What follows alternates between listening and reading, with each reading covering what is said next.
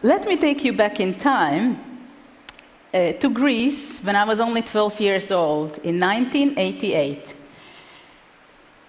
It was a milestone in my career as I was for the first time part of the women's Olympic national team. But what was really great, that I was playing together with my sisters in one team, side by side. A journalist years later told me that when the reporters saw the list, the Hungarian teenage team, they considered it's going to be a nice side story of the event. But it turned out that I was winning one game after the other, and our team was winning day by day, and we became the story of the event. As the coolest thing was that we broke down the 30 years of Soviet hegemony by winning the Olympic gold medal for the first time.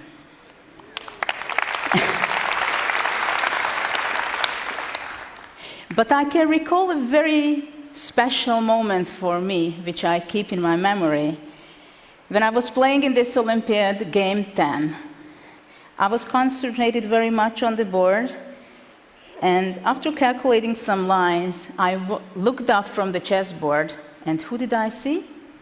The world champion, Garry Kasparov, watching my game. Wow. The player who I admired and I respected so much, and I learned so much from his games. It gave me inspiration and gave me energy too. I smashed my opponent in that game within a few moves. After the Olympiad, a journalist asked Kasparov, what does he think about my chess? Do you think that it's possible that one day Judit will challenge you? He would say, I'm absolutely sure that she's going to become the women's world chess champion, but if we will play? And then he continued that I'm convinced that it's almost impossible. Almost. As a matter of fact, he was not the only world champion thinking similarly about women's chess. As a matter of fact, the legendary Bobby Fischer once said, I can give a knight oath to any woman player in the world, and I can still beat her.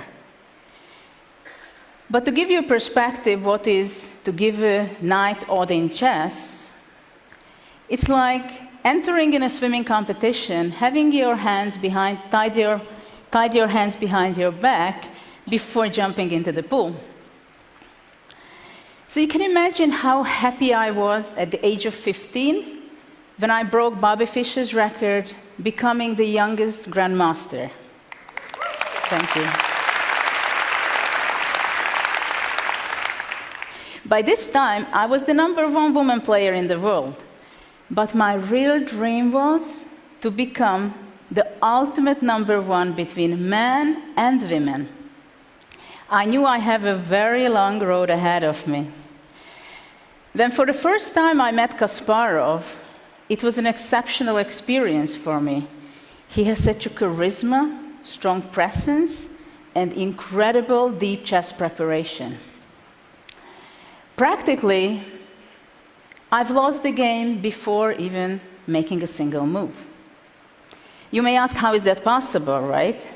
It's because I had great respect for his chess, and psychology is a very big part of the game. Imagine Kasparov walks into the playing hall and sits down opposite to you. I had the feeling that he wants to eat me up alive. It took me years until I figured out a strategy that worked against him. I gave him a hard time in this game. First of all, I built up my self-confidence, and I used his own weapon against him. When I was playing this game, my focus was that I will attack his king aggressively.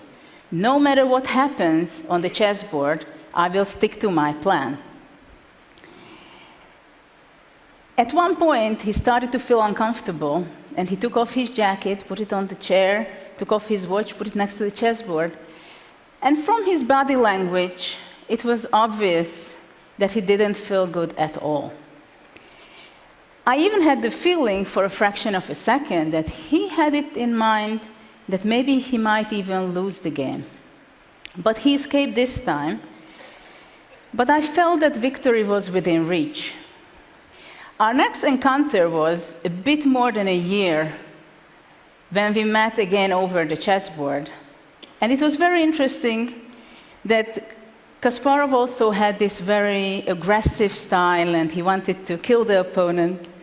But in this game, he chose the very modest opening, which was very calm. We exchanged the queens already at the very beginning of the game to enter into calmer positions. But in the middle of the game, when we entered into the crucial situation when he captured one of my pieces, instead of capturing it back the natural way, I was playing with my rook the unexpected move to the middle of the board, and I was attacking his king again.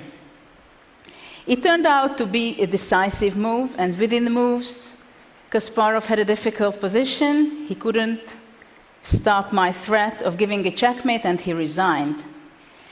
This game gave me a lot of energy and strength to fight in my upcoming tournaments, events, competitions, and I fought myself into the top 10.